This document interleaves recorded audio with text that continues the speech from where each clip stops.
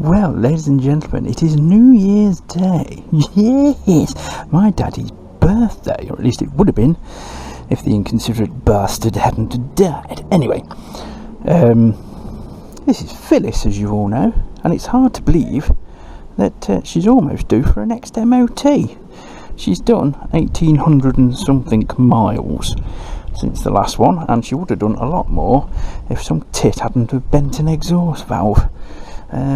I do believe Uncle Barnyard is next door pissing around with something, because I can hear him. There he is, it's Uncle Barnyard!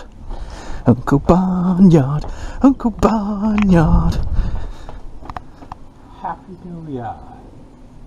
Is that all you've got to say? Yeah. Right, alright, well that'll do then, because I'm going in the brick shed to play around with some carburetors. Good idea. Because there's not a lady here, so I can play with the boobies. Pardon? Oh, your points in the railwayness. Yeah. Alright then, bye-bye. I've done the scratch. Lovely. Thank you. Yes, thank you. Very interesting.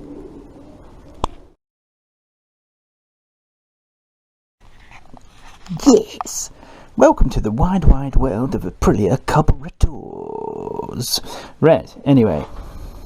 I've only just got into a show called What We Do in the Shadows, which, as many as you will know, features the rather wonderful Matt Berry, a man who I think should narrate my life. Anyway, I've took the idle thing off, which was an awkward bastard. It goes into a tag in the frame, and I thought, how the hell does this come out? And in this groove here, pointy thing, groove, there's a circlip, and it's not a big circlip, it's effed off over the shed somewhere, but yeah, you have to sort of just knock it out with a screwdriver. I tried to get a pick behind it, but you can't. So yes, not the best way to secure it in, to be honest. It's rather awkward. Another way to get the carbs out, I didn't bother looking at the service manual. I literally just tried to figure it out for myself, and the only way that I could decide to do it sort of easily is basically disconnect everything, front boots, rear boots, all that gubbins, and then drop the rear subframe. Just undo the top bolts, because the rear subframe is steel, I do believe. I'm not sure what the main frame is. I'm not sure whether it's cast alley or steel or whatever, but the bolts on the subframe were loose. They were literally finger tight, and somebody has been in here, because there's brand new screws and stuff, so somebody has been trying to get this bike to run, which could be a red flag, or it could be a good sign, because it means there's new parts on it. Hand gestures. Anyway, you do actually do that. I loosened the bottom bolts, which were, they were loose anyway. To remove the top bolts, and there's a little bit of spring.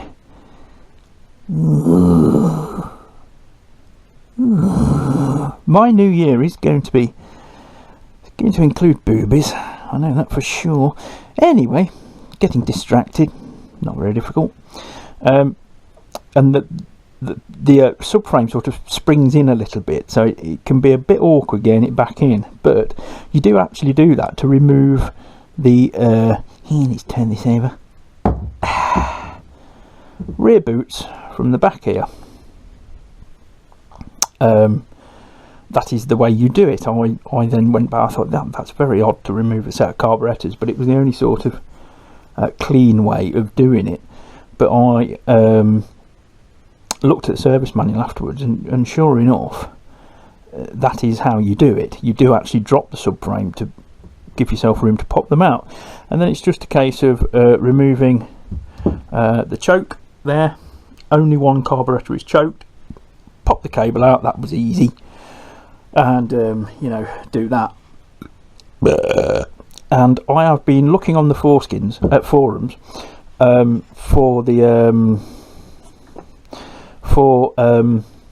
base settings and all this lot, because from what I understand, the factory settings on these, they are actually made to run very lean, air screws especially.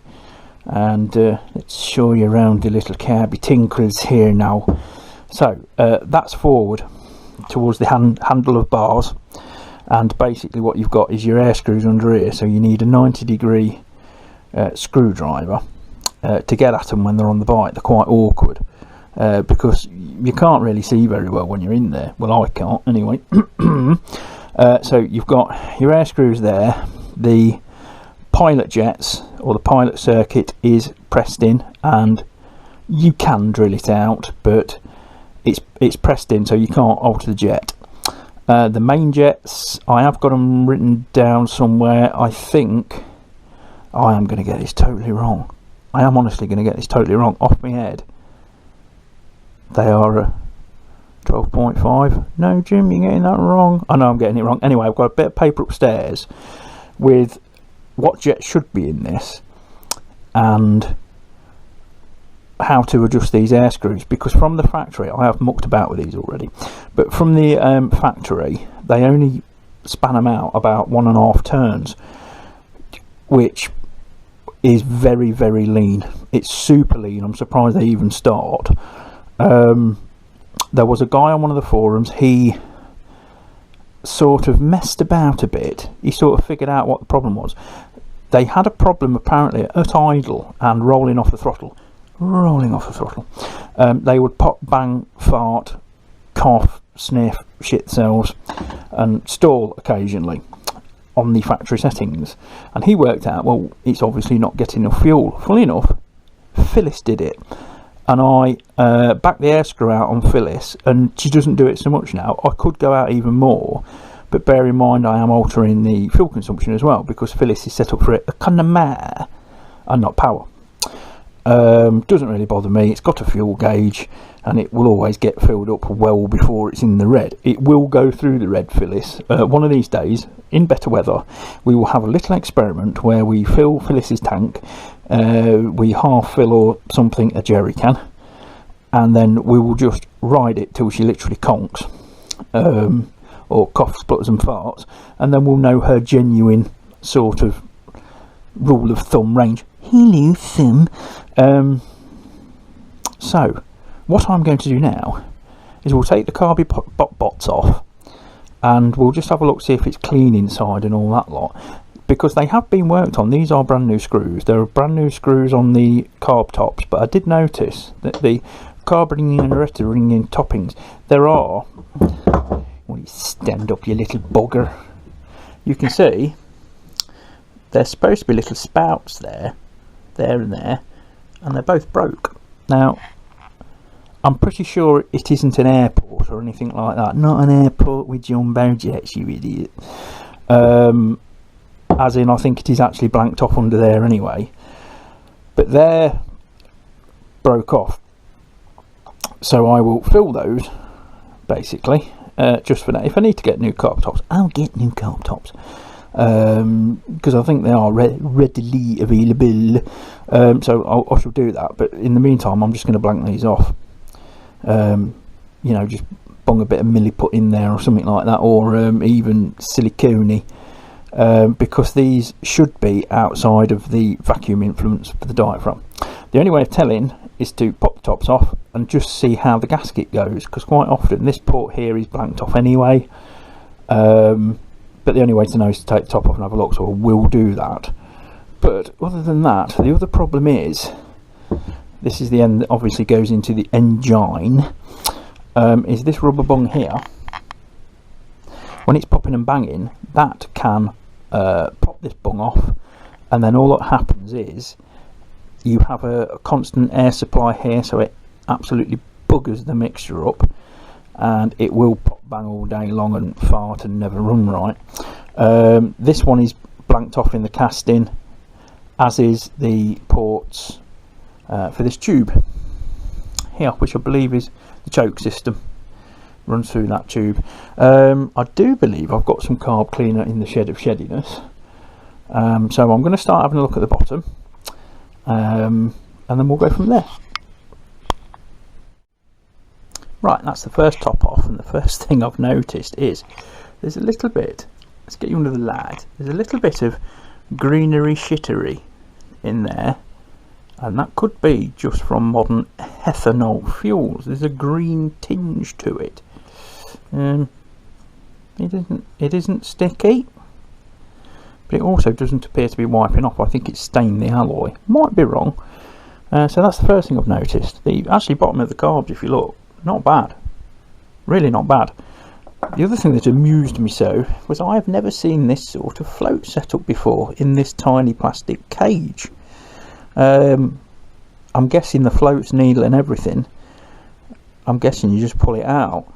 I am going to have a look at the forums and service menus before I mess about with this, because there is a way of checking the float height on the carbs, and I think it was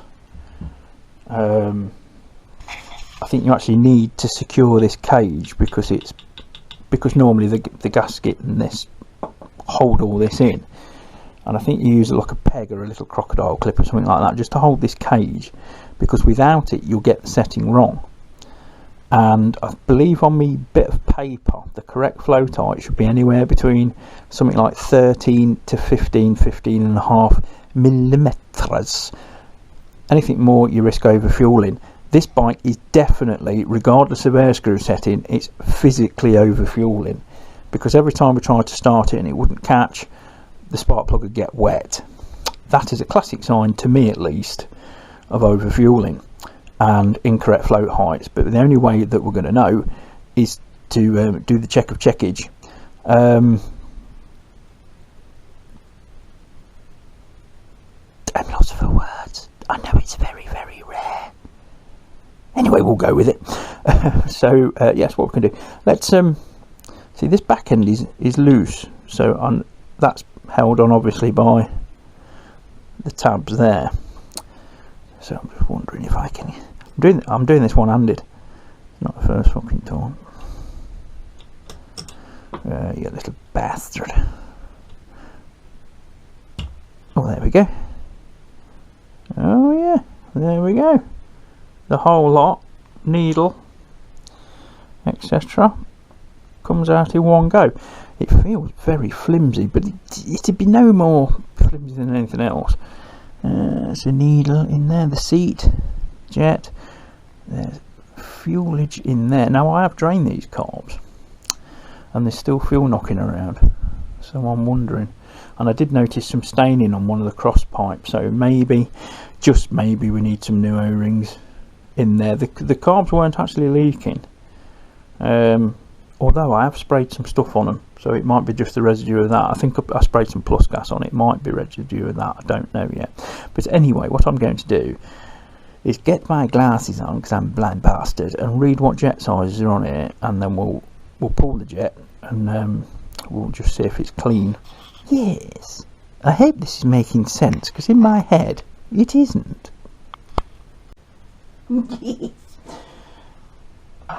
I'm back again with my beverage of choice. I'm going to open it now. Right, so I've been upstairs and I've got my reference bit of paper, which the info I gleaned off the internety web when I wasn't looking at naked ladies. Yeah, that's it, I was looking at motorcycles. With naked ladies. Anyway, so the guy that wrote the most about carbytinkles and stuff like that, he actually set his air jets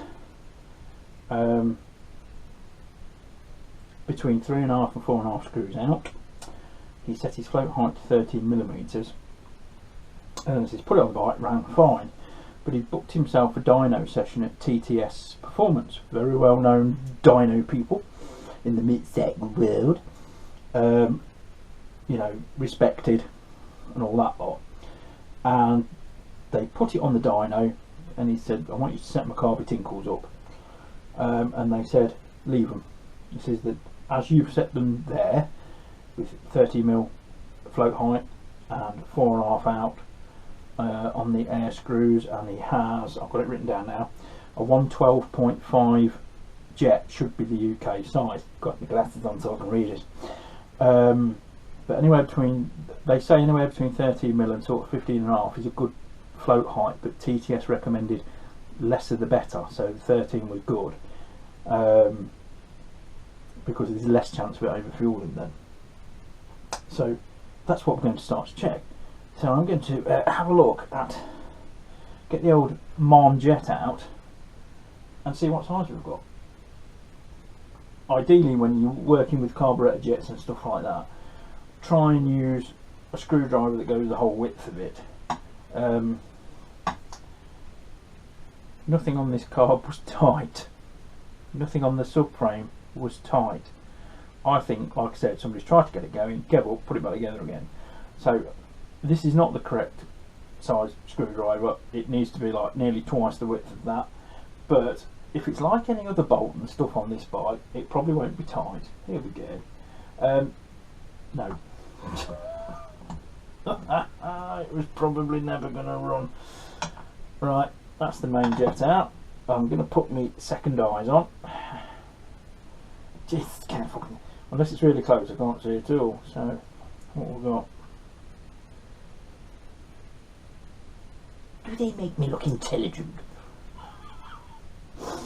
Oh, no hope. I think I've just got to clean the top. I can't actually see what these jet sizes are, but if they are the standard UK ones, they should be 112.5.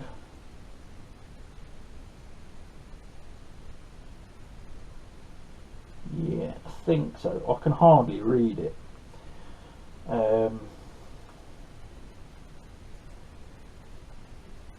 And also, usually when I've took a jet out of carbs before, there's usually like a sealing, a little sealing washer, and there isn't on there. I mean, probably this one doesn't have it. I don't know. I will have a look at the schematics and see. If there's supposed to be a sealing washer, it's getting a sealing washer, it's there for a reason. I don't know whether you can see it, but on the bottom half, I can't really. I can just about make out a 1 and a 2.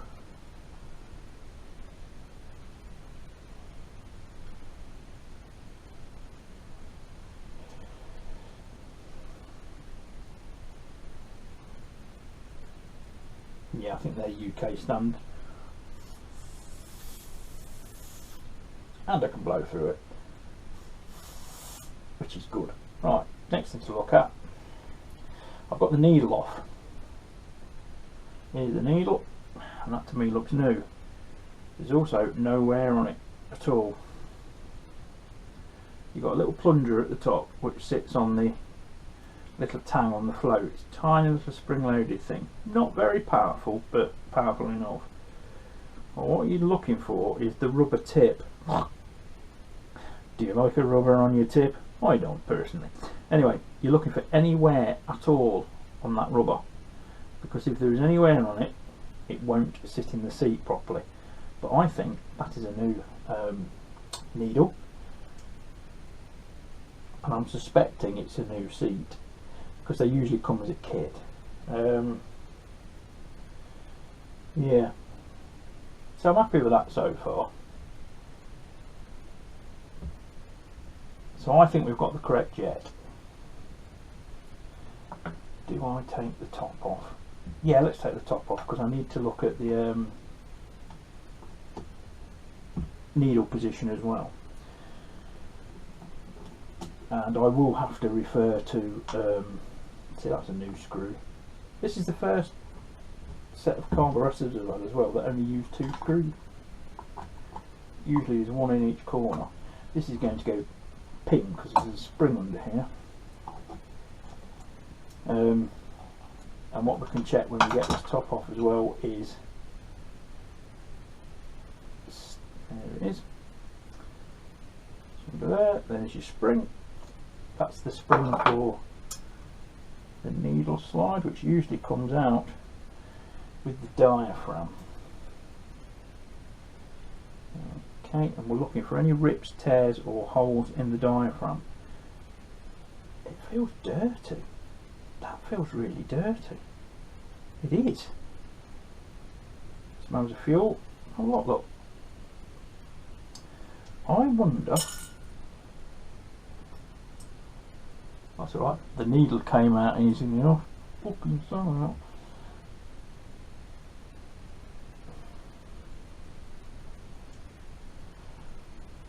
So yeah, well, that'll keep it all together, won't it?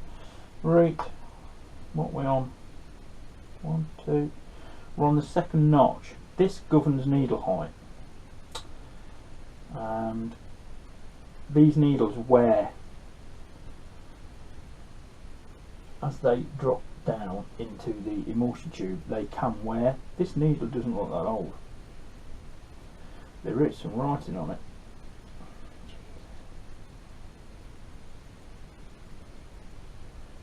5E76. Okay, and that's in its second position. You see that's in the second groove. I have no idea whether you're focusing because I'm not.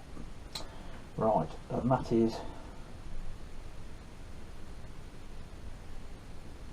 that to me goes on top of the needle. Yeah, and then that holds everything in. I'm wondering if that actually should come off. You see, well, this is dirty round here. If these have been rebuilt, just move my eyes because if it's more than a hand distance away, I can't see. This is dirty.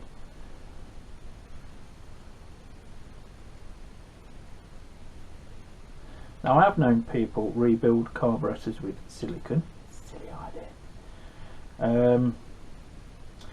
But the good news is the port that's broke on here is not in the gasket capture area because it's there. Look, can you see? Let me move you. It's there. So a broken one of them is going to make absolutely no difference at all to any mixtures because this port, when it existed, is new. But look at the muck. Now, is that crystallised fuel?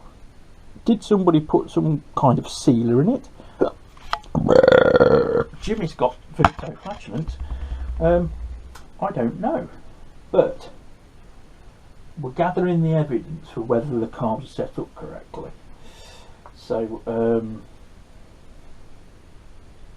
yeah, there's all gunk on this as well. I mean, it can be fuel. Where the hell are you looking? Look this way. You're sitting on the vice, by the way. Be very, very gentle. Handling diaphragms, very gentle. Does not take much to ruin one. But it doesn't feel bad.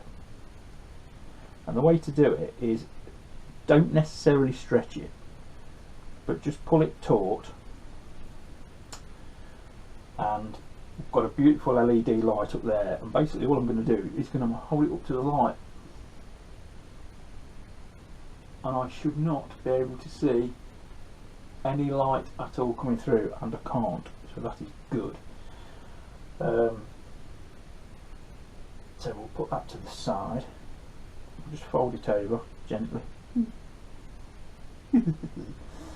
and we'll just chuck that back so everything's in where it should be. I'm going to keep the needle and everything out because everything is going to get a little bit of a bath. Now my aqua jigger is not working. I haven't had time to investigate it fully, but to be quite honest, for the price of what it was, just bloody replace it. That is a new gasket, without doubt. But I'm quite surprised how clean the inside of this is. I think that is just from modern ethanol fuels, the green tinge, because I have heard about it in other forums, which is that how it goes. Oh, sorry, that's how it goes if we want to use English. Right, this is just a vent tube for over fueling. I'd settle on this because nearly every carb I've had, or is it? Let me think about this. You're thinking too hard, Jim. People are getting bored. Anyway, no, I'm going to backtrack on that because I had a thought that every carb I had actually introduces fuel at the top, and the overflow is another pipe somewhere else, you know, midway up. But then it makes sense for the overflow to be at the top, doesn't it? Really, I am really hard of thinking at the minute. It's not that I've got a lot on my mind or anything like that, because as you know, the end of this year has not been too good, the last 2 or 3 months. But I'm determined to have a good crack at it. I think what I need to do, I don't know whether you guys can see this as well. Now I'm not sure whether that residue is a little bit of plus gas that I sprayed on the linkages, or whether it is a leak. If it is a leak, we can introduce air. Not really an issue on an overflow because it's open to air anyway, but what I'm going to do is clean it all up and then just make sure, just keep an eye on it. The carbs weren't leaking before I took them off. So yes, that is where I am at with it. I am going to go and find the can of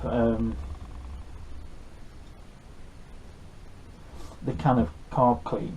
So I get, I get distracted. Boot! The can of carb clean, and we'll just start going through it. Basically, we'll strip this other one down as well.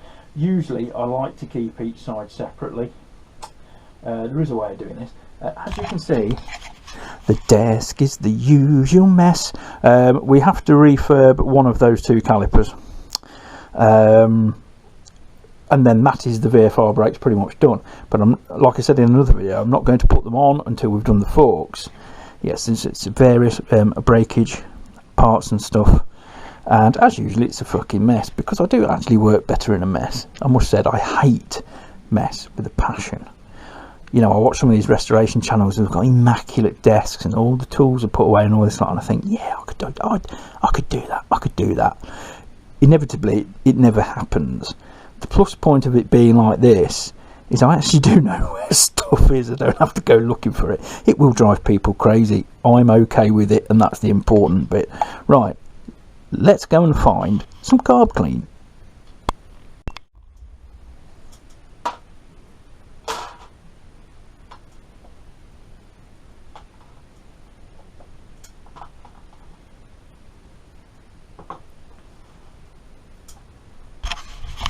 That's nearly organised. I'm getting worried. Yes. Well, I found my carbytinkles cleaner, and I've also got rather a lot of brake cleaner courtesy of Uncle Steve. But brake cleaners as good as carb clean. It evaporatos. One thing I've noticed, this is the airbox side of the carbytinkles, and I've noticed there is oil in the airbox, a little bit more than what I'd like. And I've said on another video that I suspect the oil is slightly overfull, because what it does is it will shove it through the airbox and try and ingest it. Look how dirty. I can't fucking do that. Look how much dirt is in there.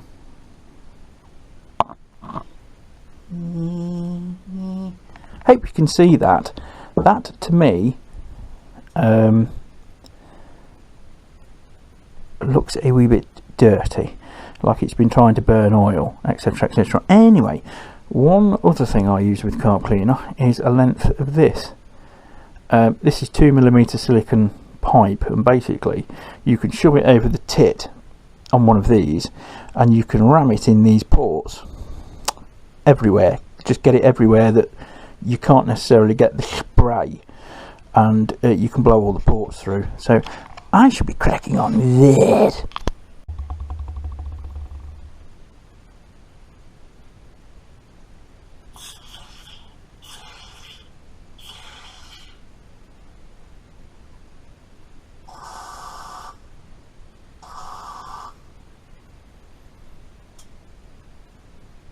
Nice.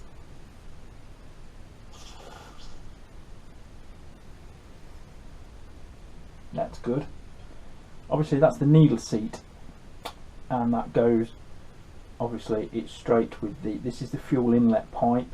It's an odd system on the Aprilia. It kind of it goes from the tank and then it goes under the carb and up using gravitar as the feed source. There is no fuel pump on the carburetted ones. There is on the fuel injected ones, but not on the carbytinkles ones.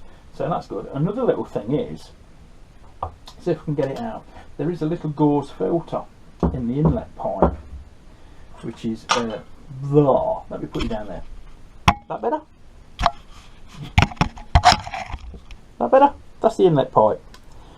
This should be a little gauze filter, and it should be nice and round. Ooh, right.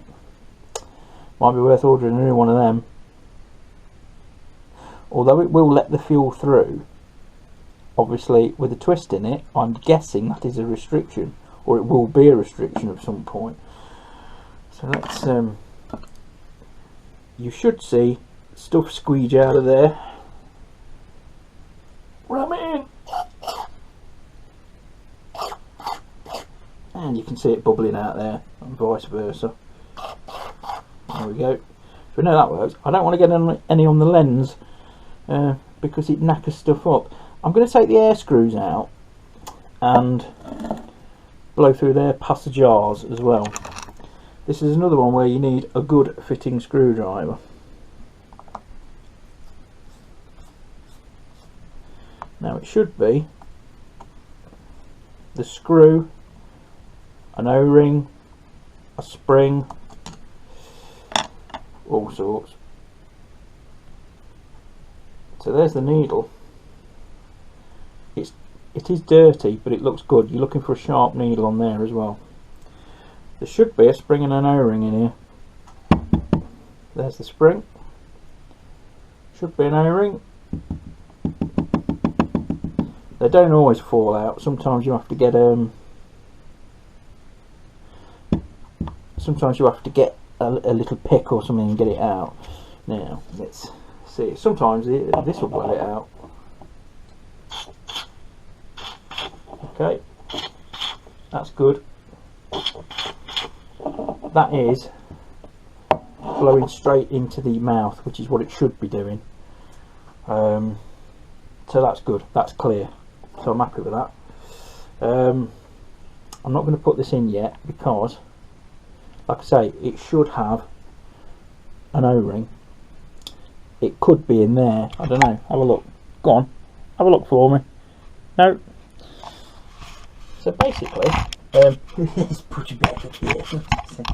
Yeah, honestly. So basically, that's what I'm going to be cracking on with for the minute. I'm going to strip the other one down, and then when I've blown through all the ports, we will start to put it back together. There is a lot of fuel varnish in this carb, so I am thinking it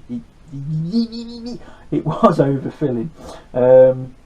So yes, we'll crack on with that, and then I will bring you back.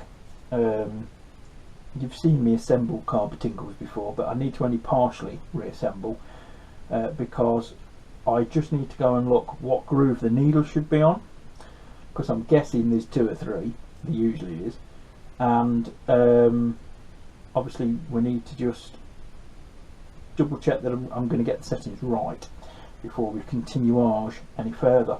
But I'm going to strip the other one down as well, and I've already got a little bit of carb cleaner in here, just soaking in the old bowlage,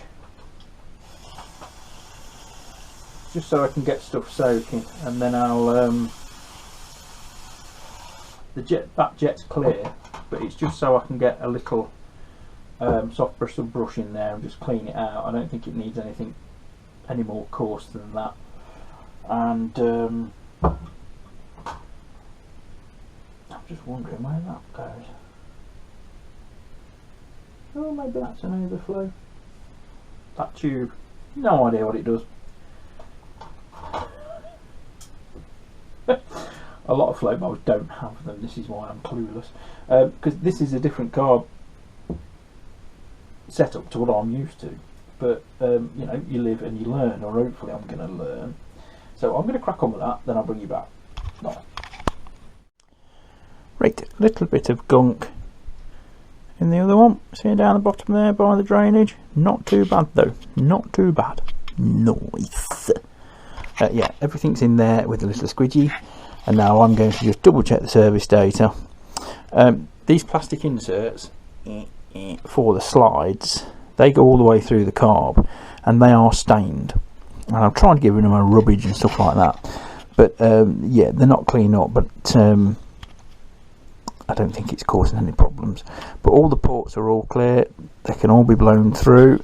I've just given it a good drowning, and so now I'm just going to check service data for the needle height, etc. Yes. Right, I've had a look at service data and a quick spunkage through the forums, and the needles are in the correct position. And also, UK bikes came with a variety of jets, anywhere from a 110 to I think it was 110 right up to a 135. It was sort of potluck. But the jets are in the correct position, which is second notch down, which is what they're at, and that is correct for that needle. So we're all good. The only thing I've got to do now really is start to put it back together and set the float heights and set the air screws, and I'm going to crack on doing that. But what I'm going to do is I'm going to start assembling them now, and I'll bring you back when I'm nearly done and we're setting the float heights, or I might just set the float heights, etc, etc. Anyway, the aim is not necessarily to get them back on the bike today either, so we'll see, just see how we get on. I think somebody's actually put silicone grease around the diaphragms to help seat them, which is fair enough, because it's dead easy to trap the edge of the diaphragm. I have got some silicone grease, so I might just do the same, and then we'll crack on from there. So the next time you see me, I might have some partially made carburetors. I've not had breakfast yet, and I'm thinking bacon cob or bacon egg, or tofu and muesli. Nope, never going to happen. Yeah, I'm just having my breakfast. So they're all back together. Jets are correct, needle height correct, all the ports are blown out, hand gestures. And the air jets, they did have a washer and an O-ring. I managed to get them out, reset them. I've got to set the air jets, but they do have their associated washers and O-rings, which is good. I've just read up on the Foreskins forums that the way to set the heights on these is basically, they're fully compressed at the moment, so that's an incorrect height, because all the weight of the float is on the needle. What we've got to do that's so good, is basically tilt the carb so the floats are down, which would be empty of petrol, and then gradually tilt it until they just seat, till they just start putting pressure on the old needle spring, and that is where they should.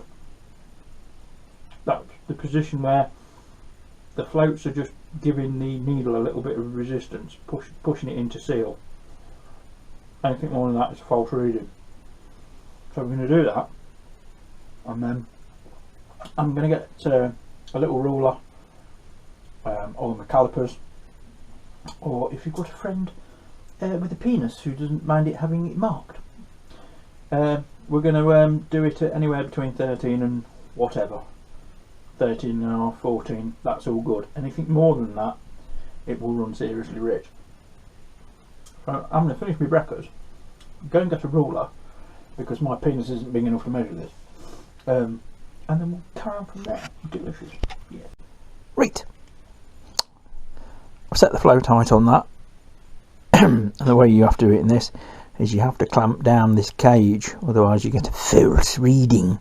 So I've just used some crocodile clips from a multimeter, and that one is at 13, just slightly over 13 at the minute. So I'm going to reassemble the next one and check that. Right, that's the carbs done, all back together, and I've just quickly bench synced them, so both the butterflies are opening at the same time, same amount of distance. I enjoyed that. I'm going to do that again. No, can't. So now all I'm going to do is probably not today, is fit on back on the bike and see if we can get it running, but I think that's going to be a separate video.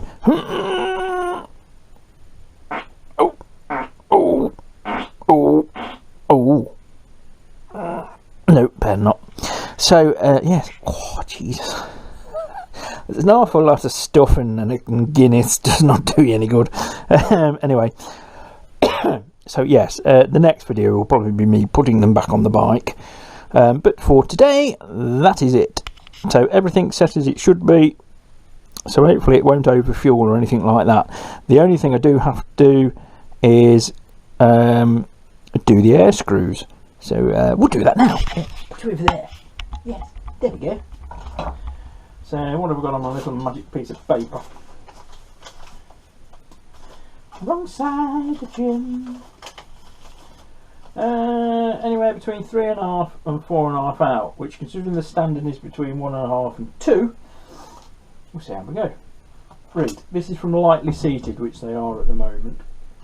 So let's go. Right, half, 1, 1.5, 2, 2.5, 3, 3.5. Shall we go to 4.5? No, I'm going to leave it at 3.5. Then, if we do need to alter it, we can do. Right, let's do this one. Right, 1, 2, 3, 3.5. And we'll see how we get on with that. So, in the next video, I shall hopefully have them refitted to the motorcycle. I think I've got to take the battery off and just give it another boost charge. And then we've got the best fighting chance then, if we've got a fully charged battery. I couldn't charge it before because Uncle Barnyard has been borrowing the charger. So, yeah, well, we'll go from there and we'll see how we get on. So that's it for this one. Thank you very much for watching. Any comments, suggestions and all that lot, put them down below and let's crack on. So this is the first video of 2024. Nice. So just as I said, you have to split the subframe back to fit the carbs. Now I've put the choke in, I put the throttlage cable in, and you can see where they've got to go in there, and it really is the only way to get them out cleanly. So that's what I'm going to be doing. Yes. Right, the carbytinkles are in. So we've just got to watch all this pipe work and associated shittery, and then we should be able to lift this frame of subbage, you know, like this. Yes, yes, yes. And those boots should go on. And we'll go back together quite nicely. At least that's the plan. What it will actually do is probably something completely different, because this, ladies and gentlemen, as you all know, is shoestring shit, and things never go to plan.